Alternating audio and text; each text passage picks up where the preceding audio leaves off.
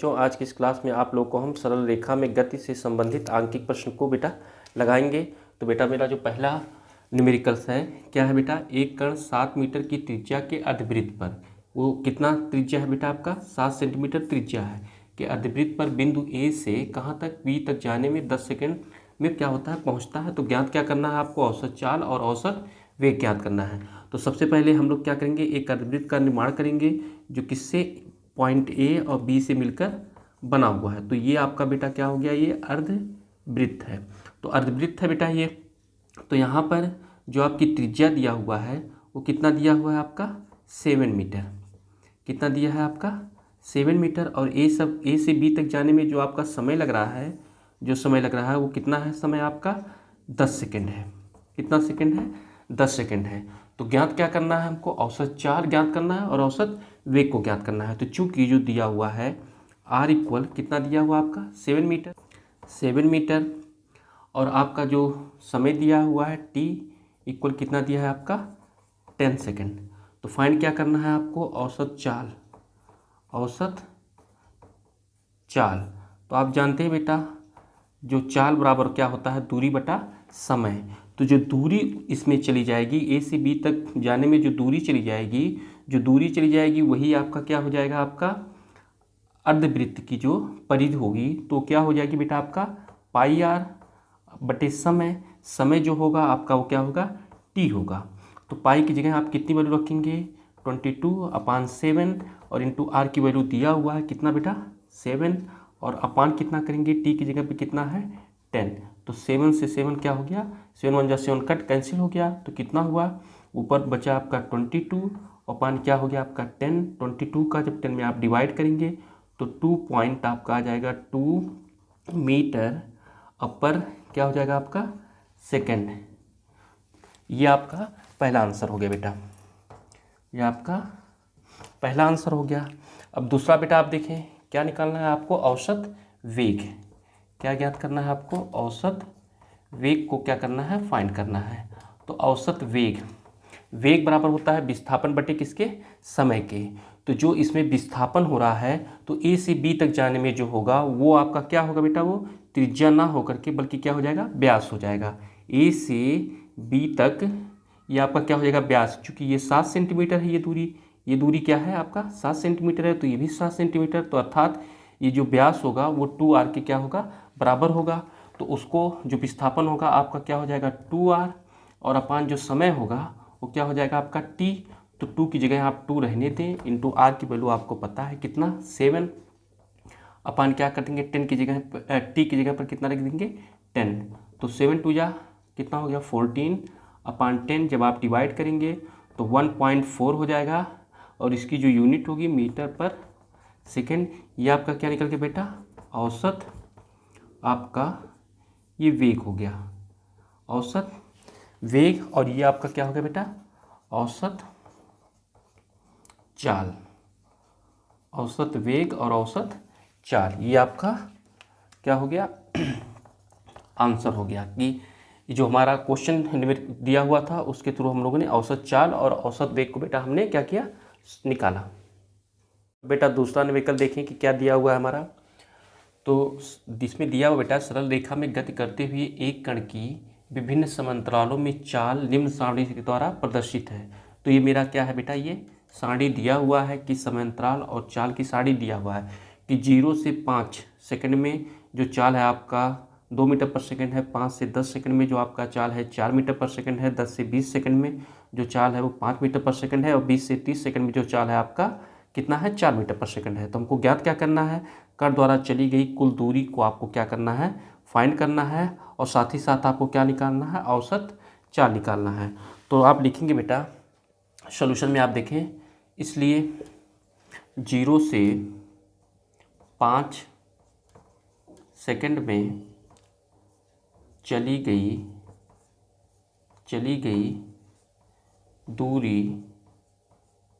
दूरी उस दूरी को आप क्या मान लें बेटा, यदि क्या हो डिस्टेंस आपका क्या हो d1 हो तो चली गई दूरी बराबर क्या होता है आपका चाल गुणे समय। दूरी बराबर होता है चाल गुणे समय।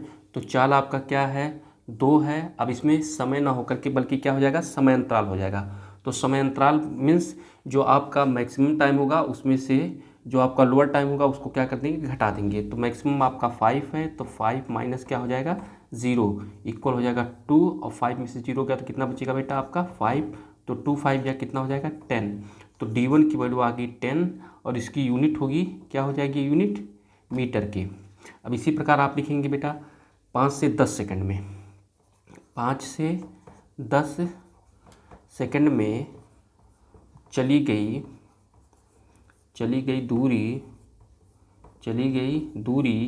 यदि वो दूरी क्या हो बेटा, वो D2 हो, चली गई दूरी क्या हो, D2 हो, तो दूरी बराबर क्या हो जाएगा आपका बेटा, दूरी बराबर हो जाएगा 4 और गुणे समय अंतराल। तो 4 आपका कितना है यहाँ पर 4, और जो समय अंतराल है आपका बेटा 5 से 10 है, अर्थात 10 में से 5 को आप घटाएंगे। तो 10 माइनस क्या हो जाएगा 5, मीन्स ये हो गया 4, 10 में से 5 गया तो कितना हो गया 5। तो 5 4 जा क्या हो जाएगा आपका 20।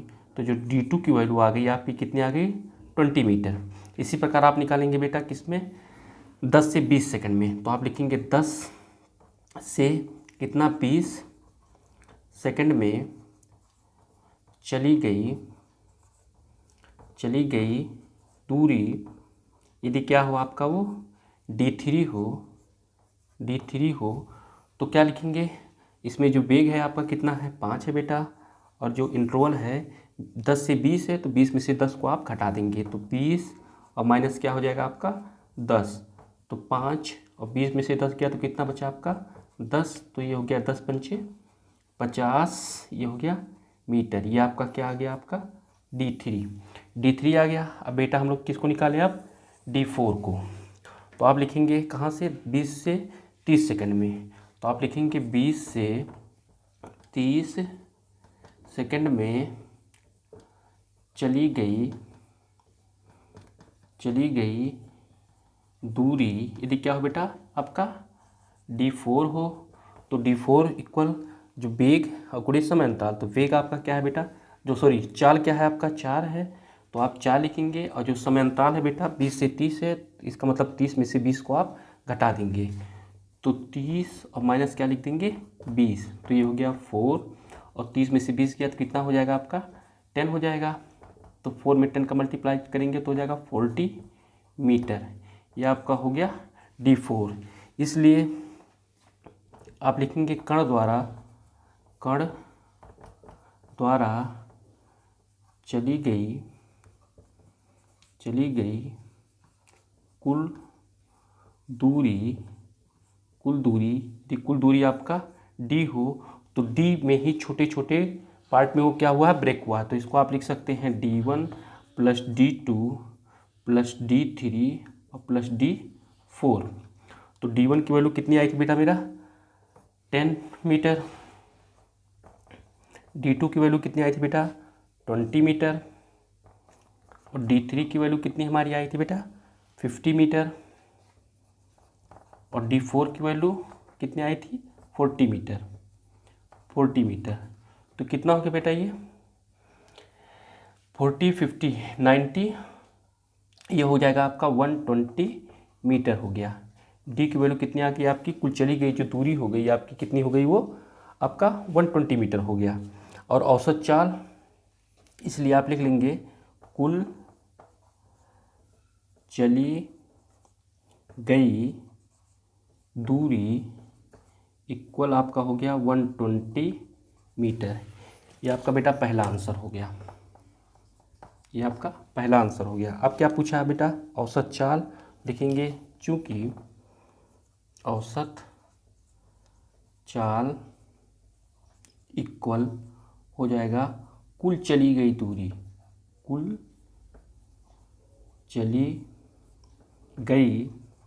दूरी अपान कुल समय।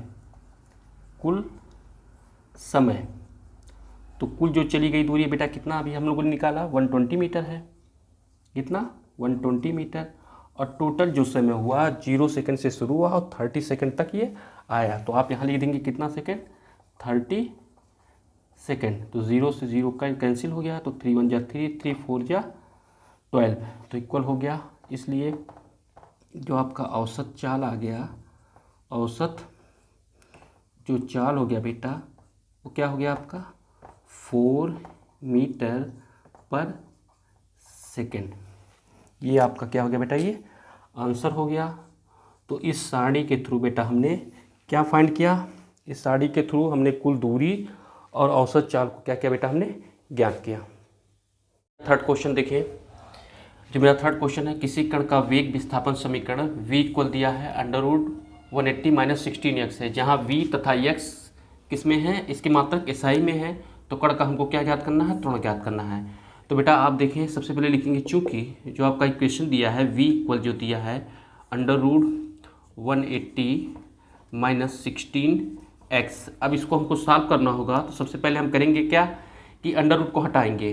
तो अंडर रूट को हटाने के लिए हम बोथ साइड स्क्वायर करेंगे। तो आप क्या करेंगे, लिखेंगे बेटा दोनों और क्या करने पर, वर्ग करने पर जब v का स्क्वायर करेंगे तो v स्क्वायर हो गया। अंडर रूट का जब स्क्वायर करेंगे बेटा तो अंडर रूट क्या हो जाएगा, हट जाएगा वहाँ से। तो बचेगा क्या 180 - 16x हो गया, 180 - 16x हो गया। अब हमको क्या करना है कि इसका डिफ्रेंशिएशन करना है। तो दोनों, तो क्या करेंगे आप, लिखेंगे x के सापेक्ष अवकलन को इंग्लिश में बोलते हैं डिफ्रेंशिएशन करने पर। जब डिफ्रेंशिएशन करेंगे बेटा तो किसके सापेक्ष करना है, x के सापेक्ष करना है। तो आप लिखेंगे d/dx और क्या था यहाँ पर v स्क्वायर, राइट में भी आप वही लिखेंगे d/dx, ब्रैकेट में क्या था 180 - 16x। अब आप जानते हैं बेटा, यहाँ पर आप ध्यान दें कि चूँकि d/dx x पावर n का जो फार्मूला होता है क्या होता है बेटा, वो होता है nx पे पावर n-1।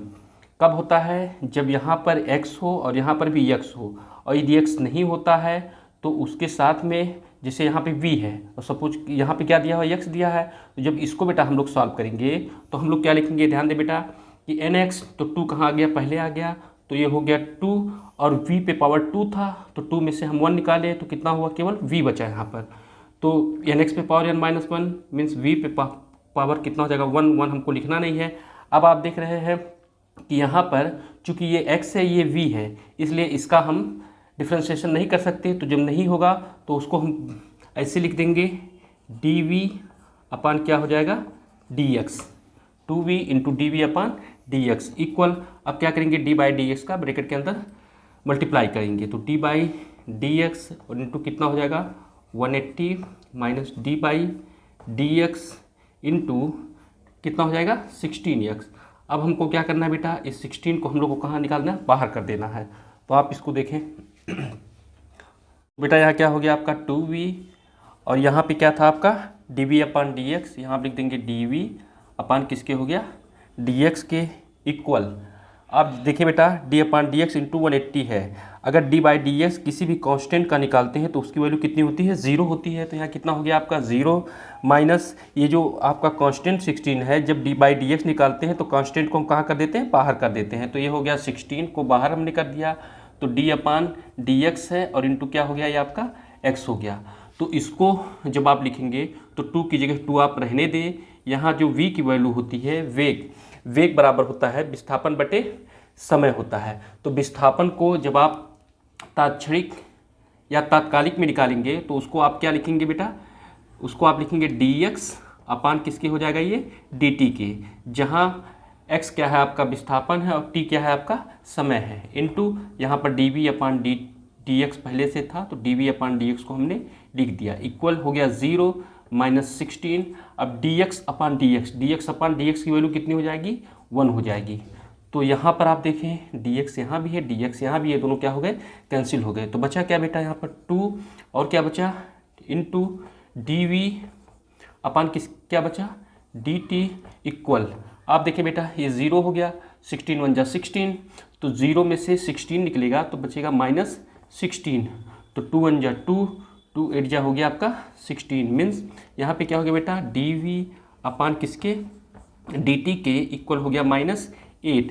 तो dv वेग परिवर्तन बटे समय अंतराल को आप क्या कहते हैं बेटा, त्वरण कहते हैं, एक्सीलरेशन कहते हैं। और ये हमारा जो एक्सीलरेशन होगा तात्कालिक अथवा तात्क्षणिक होगा। तो इसको आप किससे डिनोट कर सकते हैं, a से a इक्वल हो जाएगा -8 मीटर पर सेकंड स्क्वायर, 8 मीटर पर सेकंड स्क्वायर। यही बेटा आपका क्या हो जाएगा, आंसर हो जाएगा। तो देखिए बेटा ये जो मेरा इक्वेशन दिया हुआ था v इक्वल √180 -16x के थ्रू हम लोगों ने क्या निकाला, त्वरण के मान को निकाला। तो बेटा आज के इस लेक्चर में हमने आपको 3 आंकिक प्रश्न को लगाया। इसके बाद अगले लेक्चर में हम आप लोगों को और अतिरिक्त आंकिक प्रश्न को लगाएंगे बेटा। Thank you.